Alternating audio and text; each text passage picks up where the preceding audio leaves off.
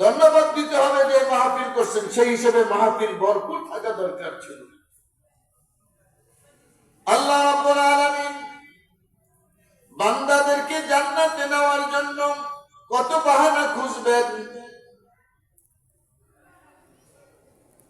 4 প্রকার মানুষকে আল্লাহ পাক রব্বুল আলামিন জান্নাতে দিবেন। 4 প্রকারের মধ্যে আল্লাহ পাক যে জান্নাতে দিবেন, কাদেরকে দিবেন? যারা মানুষ আল্লাহর রাস্তায় যারা কিছু খরচ করেন, তাদেরকে আল্লাহ পাক রব্বুল আলামিন জান্নাতে দিবেন। সদকায়ে জারিয়া যারা করবেন, তাদেরকে জান্নাতে দিবেন। শেষ কথাটা হলো, আরেকটা বান্দাকে আল্লাহ পাক জান্নাত দিবেন। কিভাবে? জাহান্নামের ফয়সালা হয়ে গেছে, জাহান্নামের দিকে যাইতেছে, বান্দা আল্লাহ পাকের দিকে তাকাইতেছে। আল্লাহ পাক ডাক দিয়া জিগায়, ফেরেশতারে জিগায়, এই দেখো তো সে কেন আবার এদিকে তাকাইতেছে, আনো এদিকে আনো। আল্লাহ পাক রব্বুল আলামিন বলেন, কি জন্য তুই আমার দিকে তাকাইতেছিলি? বললা, আল্লাহ তুমি তো রহমান, তুমি রহিম, তুমি দয়ালু, আমি চাইতেছি যে তুমি আমার দিকে দেখা একটু দয়া হয় কিনা, এই জন্য আমি তাকাইতেছি। আমার তো জাহান্নামের ফয়সালা হয়ে গেছে, আমি জাহান্নামে যাবই, কিন্তু আপনার দিকে আমি একটু তাকাইতেছি। আল্লাহ আপনি কি দয়া হয় কিনা একটু আমার দিকে। আল্লাহ পাক রব্বুল আলামিন ডাক ডাকে ফেরেশতারা বলেন, দাঁড়াও, এই বান্দাকে কিভাবে মাফ করবো? তার কোনো নেকামল নাই। বলে দেখো কোন আলেমের সাথে তার কোন সম্পর্ক আছে কিনা। আল্লাহ পাক উসিলা খুঁজবো কি বাহানা খুঁজবো মাফ করার জন্য? বলবো বান্দা তার তো কোনো আলেমের সাথে সম্পর্ক নাই। আলেমের সাথে সম্পর্ক নাই, আলেম করে দেখলে আরো তিরস্কার করতো, জঙ্গিবাদ করতো। আলেমের সাথে মহাব্বত কেমনে হবে? আলেমের সাথে সম্পর্ক নাই, আলেমকে তারা দেখতে পারতো না, আলেমকে ভালোবাসতো না। তখন আল্লাহ পাক রব্বুল আলামিন বলবেন, ও ফেরেশতা, আমি তাকে কিভাবে নাজাত দিব? দেখো সে যে কোনো মানুষকে ভালোবাসে, ওই মানুষটা যে আলেমের সাথে সম্পর্ক আছে কিনা এইটা পাওয়া যাবে। যাকে ভালোবাসছে ওই লোকটা আলেমের সাথে সম্পর্ক আছে। আল্লাহ রাব্বুল আলামিন বলবেন, যা বান্দা আলেমের সাথে সম্পর্ক রাখার কারণে, মাদ্রাসার একজন শিক্ষকের সাথে তোমার মহব্বত থাকার কারণে, মাদ্রাসার শিক্ষককে তুমি ভালোবাসার কারণে, তোমার আরেকটা বন্ধু তাকে ভালোবাসার কারণে, এই খাতিরে আমি তোমাকে মাফ করে দিলাম। জাহান্নামের ফয়সালা হয়েছে, তাকে আল্লাহ পাক জান্নাত দিয়ে দিলেন। সম্পর্ক কিসে? এই আলেম ওলামার সাথে সম্পর্ক থাকার কারণে। বাঁকা চোখে তাকাইবেন না। মাদ্রাসার ছাত্র দেখলে মহব্বত করবেন, ভালোবাসবেন। আলেম ওলামাকে দেখলে সালাম দিবেন, দোয়া চাইবেন। বাঁকা চোখে চাইবেন। আল্লাহ পাক রব্বুল আলামিন তার মধ্যে মঙ্গল রাখে নাই। ভারতের রাজা ছিল পৃথিরাজ, পৃথিরাজ ছিল। সেই সময় খাজা মঈনুদ্দিন চিশতি আজমেরি রহমাতুল্লাহ আলাইহি তার রাষ্ট্রের মধ্যে জায়গা চাইছেন, জায়গা দেয় নাই।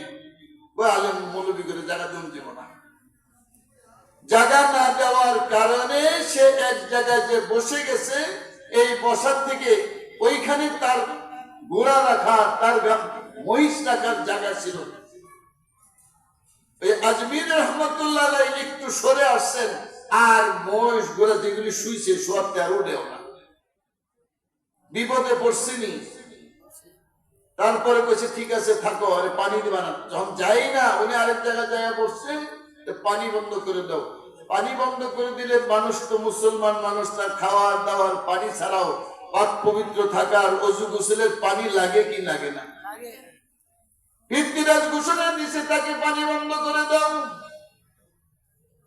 খাজা মঈনুদ্দিন চিশতি আজমিরি রহমাতুল্লাহ আলাইহি তার খাদেমকে বলছে, যাও ওই তার পানি জলাশয় থেকে যে বিল বা খাল, বিল, নদী, ওইখান থেকে এক বাটি পানি নিয়ে আসো, 1 লোটা পানি নিয়ে আসো।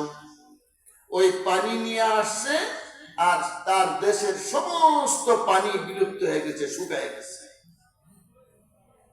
এখন তো রাষ্ট্রের দেশের মধ্যে পানি পায় না। বাদশা কইছে এরে গ্রেফতার করো, এই মৌলভী সাহেব আমাদের এই পানি সব ডিস্টার্ব করছে, গ্রেফতার করো। বাহিনী পাঠাইছে, পুলিশ বাহিনী দিয়া পাঠাইছে, তাকে গ্রেফতার করবে। উনি বলছে আসছো তোমরা বসো বসো। বসার পরে আল্লাহর চড়া নাই, কাঠের মতো মূর্তির মতো বসে আছে, আর উঠতে পারে না। বাদশা কইতেছে কি ব্যাপার, এদেরকে পাঠাইলাম, আসলাম। তার উপরের লেভেলের আরেক সোলজার, আরেক বাহিনী দিয়ে পাঠালো, তার উপরের নাম্বার, যাও বাহিনীকে কি করছে, সে আসতেছে না কেন? এবার যাইয়া যখন কাছে গেছে, খাজা মঈনুদ্দিন চিশতি আজমিরি রহমাতুল্লাহ আলাইহি বলতেছেন আসো, আও, জলদি আও, বাইরে যাও। তারা আসছে, বসে গেছে, আর উঠতে পারে না। সুবহানাল্লাহ বলেন না? জগৎ তারা ওলি ছিলেন, বসছে আর লড়তে পারে না। বাদশা বলতেছে ব্যাপার কি?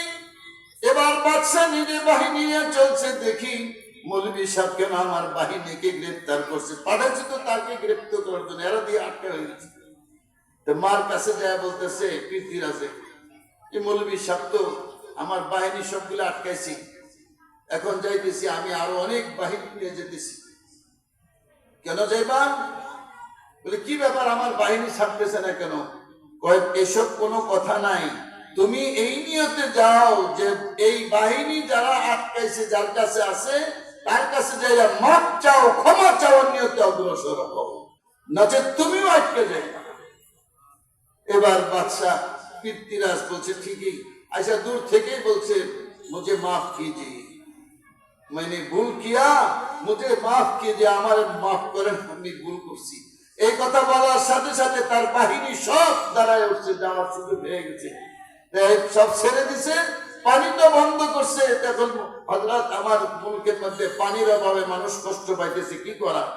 খাদেম রেখেছে, যাও ওই যে পানির পেয়ালা যেটা রাখছিল ওটা বাটির মধ্যে, এই পানিটা দিয়ে আসো, নদীতে ঢাইলা দাও।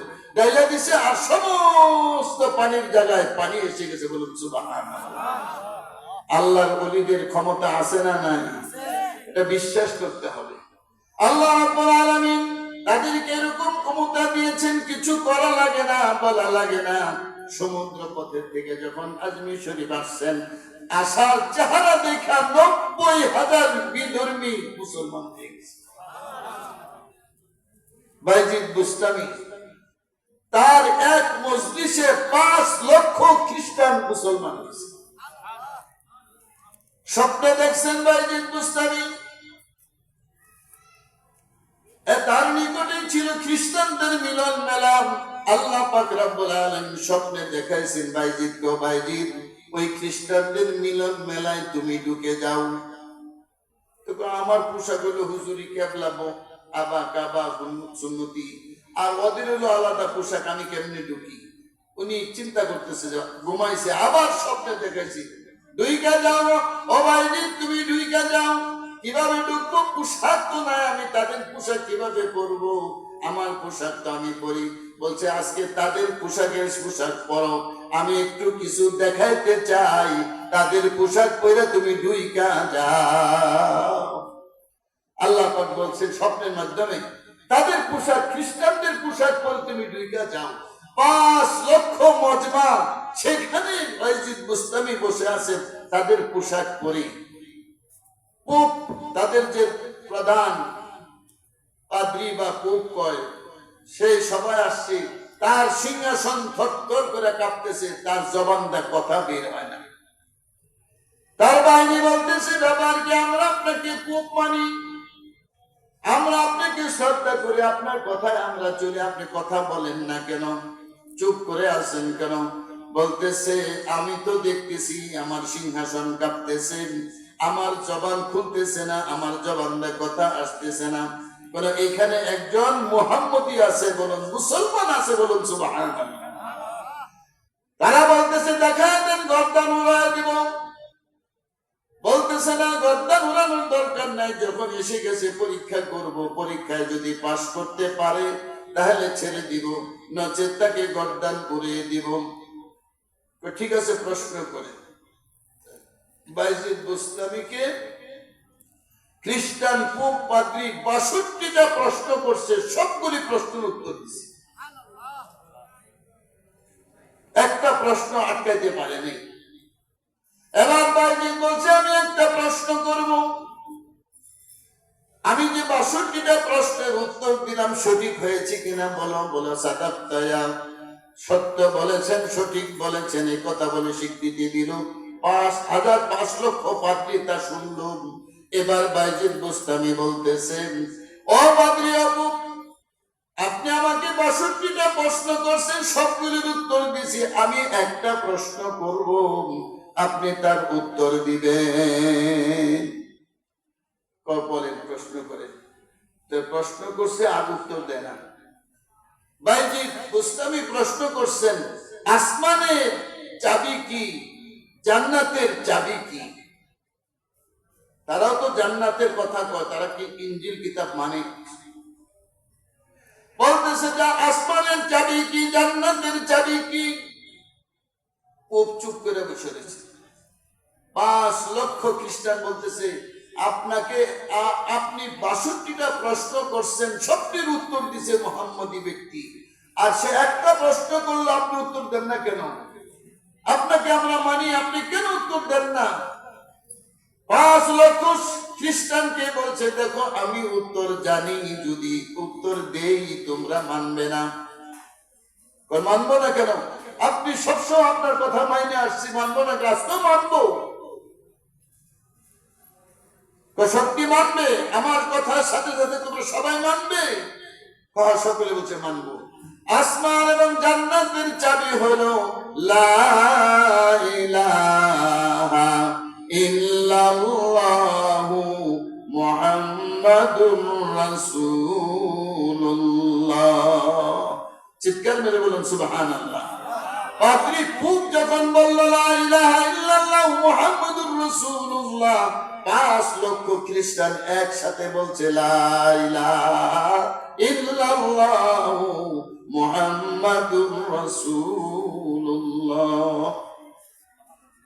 এই বাইজিদ বুস্তামি, আমরা তো শুধু খালি জানি গ্লাসে পানি স্প্রে দোয়া পাইছে মায়ের, না। এই বাইজিদ কিভাবে এত বড় ওলি হলেন বলবো, ঘটনা বলবো। বাইজিদ কিভাবে এত বড় ওলি হলেন? তার মা বাড়ির মানুষের বাড়িতে কাজ করতো, পিতা ছিল না, অল্প বয়সে মারা গেছে। মা মনে করলো ছেলেটাকে আমি কিভাবে মানুষ করি, আমি তো মানুষের বাড়ি বাড়ি কাজ করি। জিজ্ঞাসা করলো কোথায় দিলে মানুষ পাওয়া যায়, কোথায় দিলে ভালো হবে। কয়েকজন পরামর্শ দিল, এই জামির দিয়া কাসেমুল উলুম মাদ্রাসায় নিয়ে যান। কথার কথা দেখাইলাম। কোন এক জায়গায় বলছে অমুক জায়গায় একটা হুজুর আছে, প্রতিষ্ঠান আছে, ওইখানে নিয়ে দাও, তোমার সন্তান আদর্শ সন্তান হয়ে যাবে। যেমন আপনাদের কাসেমুল উলুম মাদ্রাসার কি ধরুন উদাহরণ, ওইখানে নিয়ে যাও, ঠিক হয়ে যাবে। এবার মা ওই বাইজিদকে নিয়ে গেছে মাদ্রাসায়, নিয়ে বলছেন আমি আমার সন্তানকে আপনার প্রতিষ্ঠানে ভর্তি করাইতে আসছি। মাদ্রাসার প্রিন্সিপাল মুহতামিম সাহেবকে বলছে, বলে কিভাবে ভর্তি করব? ঠিক আছে, ভর্তি করাবো। মা বলতেছে শর্ত আছে, আমি ভর্তি যদি আপনি করেন আমার ছেলেকে আপনি ছুটি দিতে পারবেন না। যেদিন আপনার মতো বড় হুজুর হয়ে যাবে সেদিন আমার ছেলেকে আপনি ছুটি দিবেন। উস্তাদ কইতেছে ঠিক আছে, ভর্তি হয়ে গেল। অন্যান্য ছাত্রদের বাপ মা আসে, মা আসে, বাপ আসে, কিন্তু বাইজিদের কেউ আসে না। বাপ তো নাই, মা মানুষের বাড়িতে কাজ করে, সে তো আর আসে না। কয়েক মাস পার হয়েছে, 4 মাস অতিবাহিত হয়ে গেছে। এবার উস্তাদকে যা বলতেছে, উস্তাদ জি আমাকে একটু ছুটি দেন, আমি মায়ের চেহারা দেখার মনে চাইছে, আমি একটু মায়ের চেহারাটা দেখবো। মায়ের চেহারা দেখলে গুনাহ মাফ হয় না গুনাহ হয়? কথা কন না কেন? হাদিসের মধ্যে আসছে কোন সন্তান যদি পিতামাতার চেহারার দিকে মহব্বতের সাথে তাকায় 100টা হজের সব আল্লাহ পাক তার আমল, যতবার চাইবে ততবারই তার গুনাহ মাফ হইবে, তার হজের সব হইব। সাহাবা জিজ্ঞেস করছেন একটা মানুষ যদি 100 বার চায় 100টা হজের সব হইব? আল্লাহ রাসূল বলেন আল্লাহু আকবার, এর চেয়ে বেশি আল্লাহ পাকের দেওয়ার ক্ষমতা আছে। এবার বাইরে বলতেছে আমার মাকে আমি দেখতে চাই, আমাকে একটু ছুটি দেন। উস্তাদ কয় না, তোমার মার সাথে ওয়াদা, তোমাকে ছুটি দেওয়া যাবে না। বলেন আমাকে একটু ছুটি দেন, আমি আম্মার চেহারাটা দেখে চলে আসবো। একদিক দিয়ে মায়ের চেহারা দেখবো, এটা তো খারাপ কিছু না। এটা কি খারাপ? উস্তাদ এদিকে দেখতেছে, আবার মার সাথে ওয়াদা ছুটি দিবে না, এটাও ঠিক। কোনটা কোন? এবার ছুটি না দেওয়ার কারণে উস্তাদ বলছে তুমি এতগুলি পৃষ্ঠা যদি 7 দিনের সবক, যেটা আর কি মনে করেন এই সবক দিছে, যাও এটা পয়লা শোনায় দিতে পারলে তোমার ছুটি দিবে। উস্তাদ মনে করছে তো 7 দিনের সবক আর পারবো না, 7 দিন পার হয়ে গেলে তার পারবই না। ঠিক আছে, বাইজিদ উস্তাদের কাছ থেকে সবক নিয়ে 2 রাকাত নামাজ পড়ে আল্লাহ পাকের কাছে হাত উঠাইছেন, মাবুদ রে কালাম তোমার, সিনার ভিতরে জায়গা দিলেও তুমি দিবা, আজকে যদি দাও তাহলে তুমি দিবা, পরে দিলেও তুমি দিবা। আমি আমার মায়ের চেহারা দেখতে চাই, এই তামান্নাটা পুরা করার জন্য মাবুদ গো তোমার কালামকে আমার সিনার ভিতরে ঢুকাইয়া দাও। সুবহানাল্লাহ, নাস্তে করে কম সুবহানাল্লাহ। দোয়া করছে 2 রাকাত নামাজ পড়ে আল্লাহর কাছে কান্না বলছে, আল্লাহ কালাম তো তোমার, 2 দিন আগে হোক আর পরে হোক, আমি যতই চেষ্টা করি আমার সিনার ভিতরে কালাম ঢুকানোর মালিক কে? জোরে কন, কে দিবে কোরআন আমার সিনার ভিতরে? বলছে আল্লাহ তুমি কোরআন দেওয়ার মালিক, আজকে যদি দাও তেও তুমি দিবা, 7 দিন পরে যদি দাও তাহলেও তুমি দিবা। আমি আজকে চাইতেছি আমার সিনায় যদি কোরআনটা দিয়া দাও, আমি আমার মায়ের চেহারাটা দেখে আমার কলিজা ঠান্ডা করব। 2 রাকাত নামাজ পড়ে যখন এবার কোরআন শরীফের পাতা উঠাইছে, কোরআন শরীফ যখন এবার উঠান শুরু করছে, একটা পৃষ্ঠা উল্টায় আল্লাহ পাক রব্বুল আলামিন তার কোরআনকে সিনার ভিতরে ঢুকাইয়া দেয়। ব্লুটুথ আছে না মোবাইলে? শেয়ারেট আছে না? কতক্ষণ লাগে? 1 মিনিট।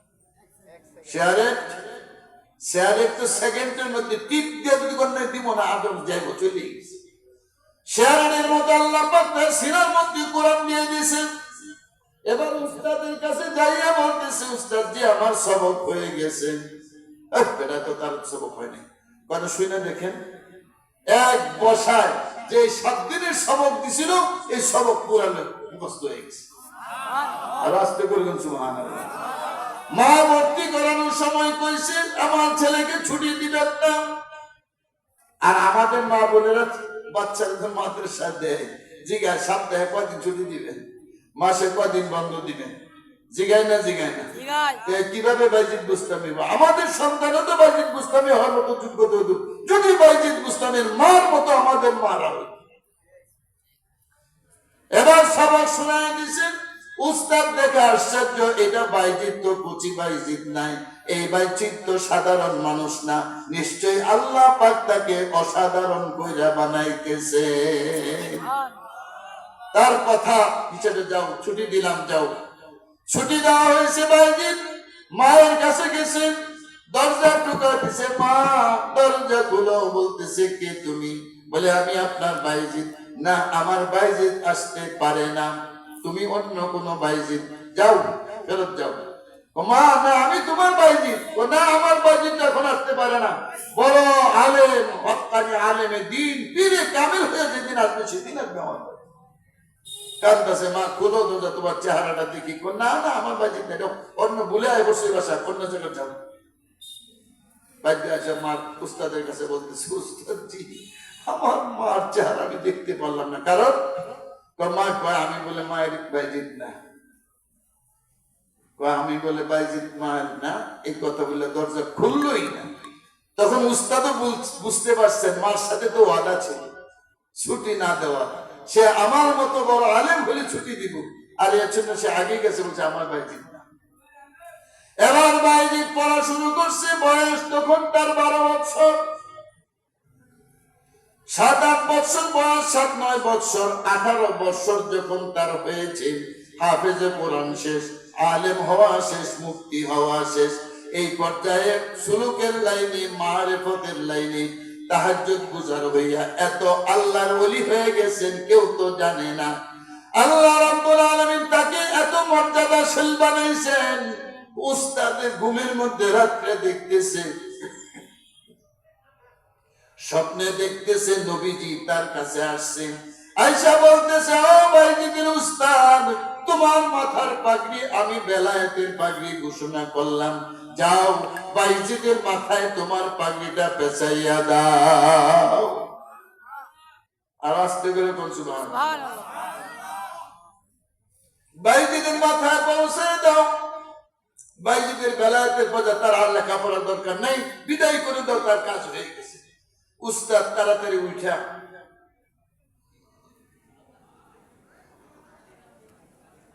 ঠিক আছে, বাইজিদের উস্তাদ তাড়াতাড়ি করে বাইজিদের পড়ার রুমে গিয়ে দেখে সেজদায় পড়ে বাইজিদ কাঁদতেছে তাহাজ্জুদের নামাজের পরে। সুবহানাল্লাহ বলেন। এখনো ছাত্র, সে পড়ালেখার মধ্যে। উস্তাদের কাছে রসুল আইসা বলতেছে তার মাথায় পাগড়ি পরায় দেন, আর লেখাপড়া লাগবে না, তার পড়া হয়ে গেছে, কাজ হয়ে গেছে। উস্তাদ যা দেখে সেজদায় পড়ে কাঁদতেছে, বলতেছে, বাইজি উঠো।